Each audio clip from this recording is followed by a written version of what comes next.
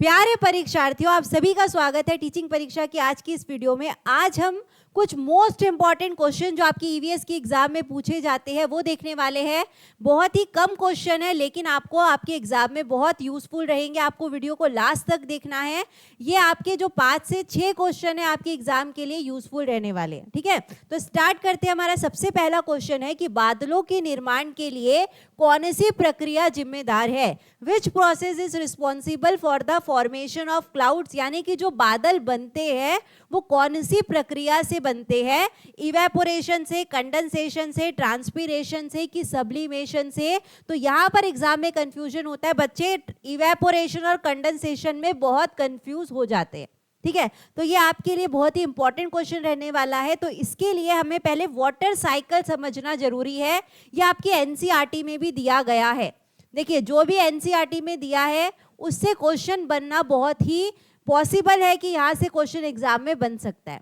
अब ये water cycle को हम अच्छे से समझ लेते हैं। सबसे पहले क्या होता है, जो नदियों में पानी रहता है, जो रिवर्स में, नालों में, लेक्स में पानी रहता है, वो क्या होता है, इवेपोरेट होता है। यानी कि क्या होता है, उसका वाष्पीकरण होता है, वो वाष्प में बदल जाता है।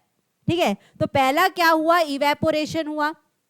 अब जैसे जैसे वो ऊपर जाएगा तो वो वाष्प क्या होने लगेगी, ठंडी होने लगेगी। यहाँ पर क्या हो गई, वाष्प ठंडी हो गई और उसने किसका रूप ले लिया, बादलों का रूप ले लिया, क्लाउड्स का रूप ले लिया। तो उस मेथड को क्या कहते हैं, कंडेंसेशन कहते हैं, संघनन कहते हैं। यही क्वेश्चन हमसे एग्जाम में पूछा है और यही क्वेश्चन मैंने आपके लिए लिया है कि जो क्लाउड्स बनते हैं, जो बादल बनते हैं, उस प्रक्रिया को हम क्या कहते हैं, कंडेंसेशन कहते हैं, संघनन कहते हैं। जब बादल बन गए, बादल बनने के बाद जब वो वर्षा के रूप में गिरते हैं उसको क्या कहते हैं, हम प्रेसिपिटेशन कहते हैं। ये भी आपको याद रखना है। यहाँ पे आपको हिंदी में भी है। क्या हुआ, पहले वाष्पीकरण हुआ, नदी नालों का पानी वाष्प में बदला, उसे हम वाष्पीकरण कहते हैं। वाष्प ऊपर जाके जब ठंडी होती है तो वो बादलों का रूप ले लेती है, उसको क्या कहते हैं, संघनन कहते हैं। और जब वर्षा के रूप में नीचे गिरती है उसको प्रेसिपिटेशन कहते हैं, यानी कि वर्षण कहते हैं। फिर वापस से पानी किस में आ गया, नदी नालों में आ गया, फिर इवेपोरेशन होगा, फिर संघनन होगा, फिर वर्षण होगा। ऐसी क्या रहेगी, साइकिल चलती रहेगी। इसी को हम क्या कहते हैं, वाटर साइकिल कहते हैं। लेकिन जो क्वेश्चन हमसे पूछा है, ये पूछा है कि जो क्लाउड्स बनते हैं, जो बादल बनते हैं, वो किसकी वजह से बन रहे हैं। तो इसका जो सही आंसर है वो क्या है, कंडेंसेशन है, संघनन है। ठीक है, तो देखिए यहाँ पे जो कंफ्यूजन था कि इवेपोरेशन होगा कि कंडेंसेशन, तो आपको बिल्कुल याद रखना है कि जो बादल बनते हैं वो कंडेंसेशन के, संघनन की वजह से बनते हैं। ठीक है, इसी तरीके का हम सेकंड क्वेश्चन देखते हैं कि जो चिपको आंदोलन था वो किससे संबंधित है। ये बहुत ही इंपॉर्टेंट क्वेश्चन है। ठीक है, अब चिपको आंदोलन मैं पहले आपको समझा देती हूँ आखिर ये चिपको आंदोलन होता क्या है। चिपको आंदोलन क्या होता है, ये 1974 की बात है। कब की बात है, 1974 की। क्या हुआ था, जब बहुत सारे लोग पेड़ को काटने के लिए आए थे। अब पेड़ को क्यों काटते हैं, या तो वहाँ पे फैक्ट्रीज बनाना रहेगा, घर का निर्माण करना रहेगा, बांध का निर्माण करना रहेगा। तो वहाँ पर क्या हुआ था, पेड़ों को काटने के लिए आए थे। लेकिन वहाँ के जो निवासी थे, ज़्यादातर जो महिलाएं थी, उन्होंने क्या किया था, उसको पेड़ को काटने को नहीं दिया था, उसे चिपक कर खड़ी हो गई थी। तो चिपको इसलिए उसका नाम रख दिया गया क्योंकि उन लोग उससे देखिए चिपक कर खड़े हो गए थे ताकि उन लोग पेड़ को ना काट सके। उनका क्या कहना था कि पहले हमारी जान ले लीजिए और बाद में पेड़ को काटिए। ठीक है, तो इस आंदोलन को क्या नाम रख दिया गया, चिपको मूवमेंट नाम रख दिया गया। तो इसीलिए किससे रिलेटेड है, प्रोटेक्शन ऑफ फॉरेस्ट से रिलेटेड है।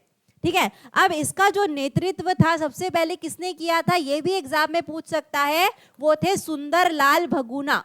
सुंदरलाल भगुना, ये आपको याद रखना है, इंपॉर्टेंट बात है। तो चिपको मूवमेंट कब हुआ था, 1974 में हुआ था। और इससे प्रेरित होकर फिर आगे बहुत सारे मूवमेंट्स बनाए गए। फिर राजस्थान में भी हुआ, फिर आगे बहुत सारी जगहों में हुआ। राजस्थान में आपको पता है कम वर्षा होती है, अगर और जितने भी वहाँ पे प्लांट्स है, जितने भी पेड़ है, अगर उसको भी काट देंगे तो जितनी वर्षा हो रही है वो भी नहीं होगी। तो राजस्थान में भी फिर इससे प्रेरित होकर और मूवमेंट्स चालू किए गए। तो आपको याद रखना है कि जो चिपको मूवमेंट्स है वो 1974 में चालू हुआ था।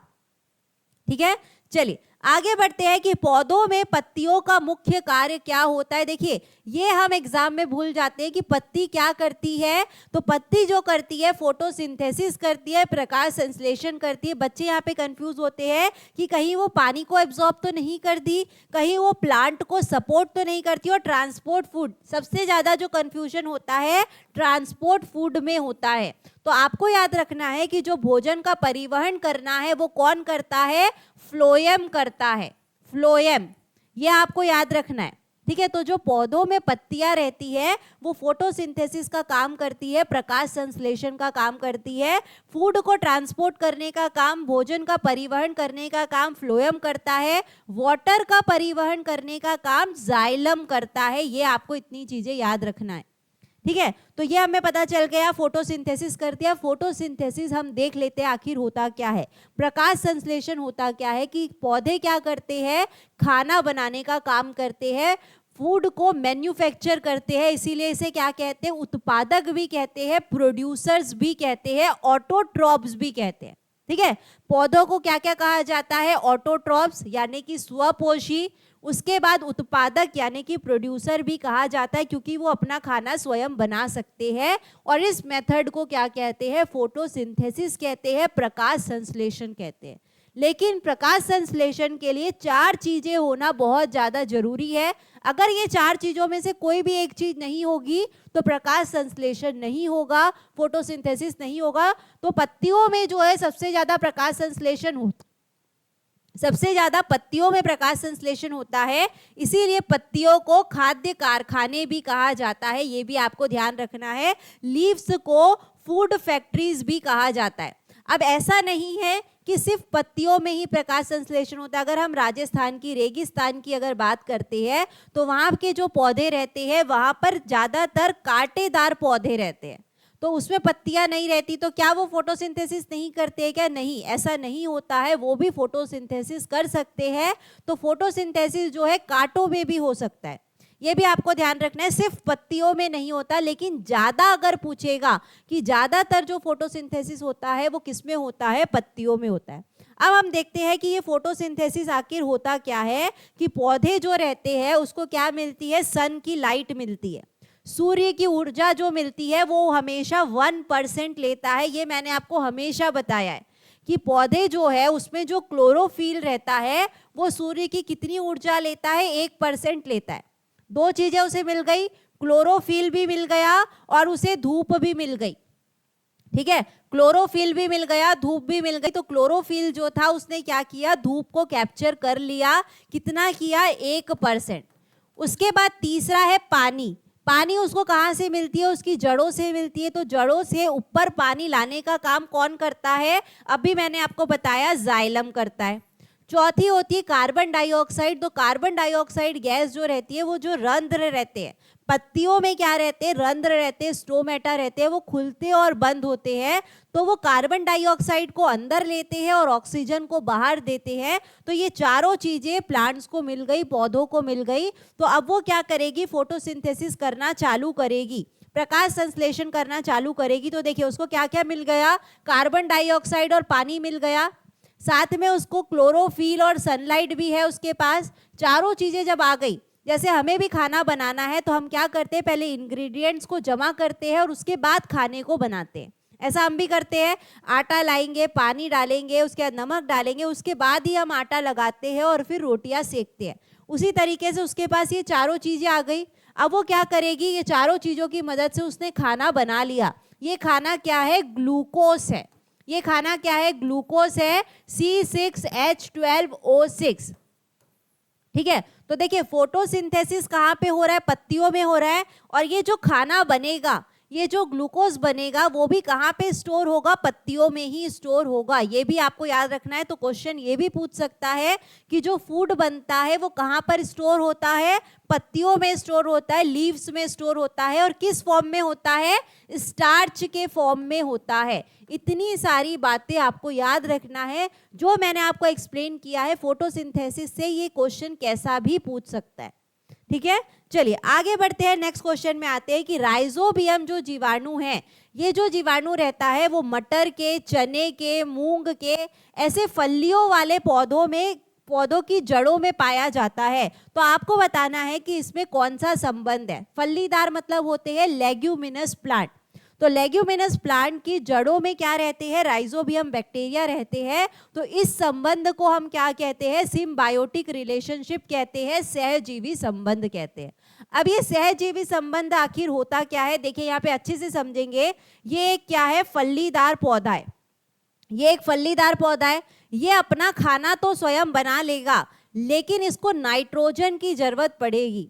हवा में तो नाइट्रोजन रहता है, लेकिन वो नाइट्रोजन को वो यूज नहीं कर सकता। तो उसकी जड़ों में क्या है, देखिए राइजोबियम बैक्टीरिया है। ये क्या करेगा, हवा से नाइट्रोजन को लेगा और उसको फिक्स करने का काम करेगा। फिक्स करना मतलब होता है नाइट्रोजन के रूप को बदलेगा, उसको नाइट्रेट्स में बदल देगा। ठीक है, वो नाइट्रेट्स को ये फलीदार पौधे जो है, जैसे पीज हो गया, ग्राम्स हो गया, इसे यूज कर सकते हैं। और क्या कर सकते हैं, राइजोबियम को वो खाना देंगे। उनको नाइट्रोजन कौन दिया, राइजोबियम दिया। और राइजोबियम को खाना किसने दिया, लेग्यूमिनस प्लांट ने दिया। तो दोनों ने क्या किया, एक दूसरे की नीड्स को पूरी की। इसीलिए उसको क्या कहते हैं, सिम्बायोटिक रिलेशनशिप कहते हैं, सहजीवी संबंध कहते हैं। अब मान लीजिए कि दो दोस्त है, वो हॉस्टल के एक रूम में रहते हैं। तो दोनों क्या करेंगे, एक दूसरे की मदद करते हैं। किसी जो एक है वो पढ़ने में बहुत अच्छा है, तो वो उसको पढ़ने में मदद करेगा। दूसरे को अगर कुछ और अच्छे से काम आता है या उसको खाना बनाना आता है, तो वो उसको खाना बनाकर देगा। तो दोनों क्या कर रहे हैं, एक दूसरे की नीड्स को पूरी कर रहे हैं, दोनों एक दूसरे को हेल्प कर रहे हैं। तो उसको हम क्या कहते हैं, सहजीवी संबंध कहते हैं, सिम्बायोटिक रिलेशनशिप कहते हैं। तो आपको याद रखना है कि राइजोबियम जो बैक्टीरिया रहता है वो फलीदार पौधों की जड़ों में रहता है, ये पहली बात। दूसरा, वो काम क्या करता है, नाइट्रोजन फिक्सेशन का काम करता है। हवा से नाइट्रोजन को लेता है और उसको नाइट्रेट्स में बदलता है, उसको नाइट्रोजन फिक्सेशन कहते हैं। ठीक है, और किसके साथ सहजीवी संबंध में रहता है, ये भी पूछ सकता है। तो वो फलीदार पौधों के साथ सहजीवी संबंध में रहता है, लेग्यूमिनस प्लांट्स के। एक और इसका एग्जाम्पल है सहजीवी संबंध का, तो यहां से भी क्वेश्चन बनता है, लाइकेन। आप सभी ने देखा होगा लाइकेन। लाइकेन के अंदर दो चीजें रहती है। कौन कौन सी रहती है, एल्गी और फंगस, यानी कि शैवाल और कवक। ये दो चीजें रहती है, एल्गी और फंगस, शैवाल और कवक। अब आपको पता होगा कि जो शैवाल है, जो एल्गी है, वो अपना खाना स्वयं बना सकती है। ठीक है, तो एल्गी ने अपना खाना बना लिया, लेकिन जो फंगस रहेगी, जो कवक रहेगी, उसको क्या करेगी, शेल्टर देगी, वाटर देगा, मिनरल्स देगा। अब उसको खाना बनाने के लिए वाटर की भी जरूरत पड़ेगी, बड़े होने के लिए मिनरल्स की, खनिजों की जरूरत पड़ेगी। तो वो उसको कौन देता है, फंगस देता है। तो दोनों क्या कर रहे हैं, एक दूसरे का काम कर रहे हैं। तो ये दोनों भी क्या है, सहजीवी संबंध में है, सिम्बायोटिक रिलेशनशिप में है। तो ये किसके अंदर पाए जाते हैं, लाइकेन के अंदर पाए जाते हैं। तो ये क्वेश्चन भी आपके एग्जाम के लिए मोस्ट इंपॉर्टेंट क्वेश्चन है। ठीक है, आज हमारी जो क्लास है ये आपके इंपॉर्टेंट क्वेश्चन पर बेस्ड है। अगर आप ऐसे छोटे छोटे पार्ट्स करके पढ़ते जाएंगे तो आपके सारे कॉन्सेप्ट्स भी क्लियर होते जाएंगे, और एग्जाम में जो इंपॉर्टेंट क्वेश्चन आपके बन सकते हैं वो भी आपकी तैयारी होते जाएगी। ठीक है, चलिए आगे बढ़ते हैं। नेक्स्ट क्वेश्चन में आते हैं। किसी पशु के विषय में यहाँ पे कुछ चीजें दी गई है, आपको पहचानना है कि वो कौन सा पशु है। वो कह रहा है कि ये ऐसा पशु है कि जो भालू के जैसे दिखता है, लेकिन भालू नहीं है। ठीक है, कैसा दिख रहा है, भालू के जैसा दिखता है। ये दिन में 17 घंटे जो है सोता है। कितना आलसी जानवर है, आप देख सकते हैं कि 17 घंटे सो रहा है।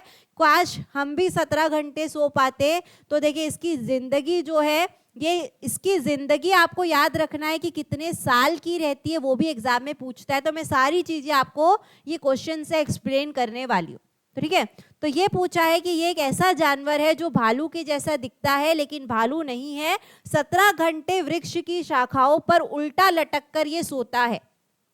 ठीक है, वृक्ष पर रहता है, उसी की पत्तियां भी वो खाता है। जिस वृक्ष पर वो रहता है उसकी पत्तियां भी खाता है, और ये 40 वर्षों तक जीवित रहता है। क्वेश्चन में ही बता दिया है। ये क्वेश्चन भी बन सकता है एग्जाम में कि ये कितने साल तक जीवित रहता है, इसकी आयु कितनी है। ये 40 वर्षों तक जीवित रहता है। तो कौन सा जानवर है, स्लॉथ है।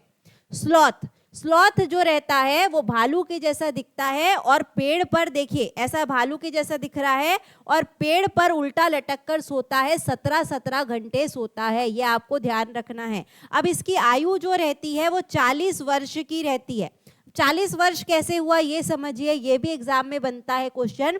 ये अपने पूरे जीवन काल में 8 ट्री पर रहता है, 8 पेड़ों पर, ठीक है। एक पेड़ पर वो कितने साल तक रहता है? 5 साल तक।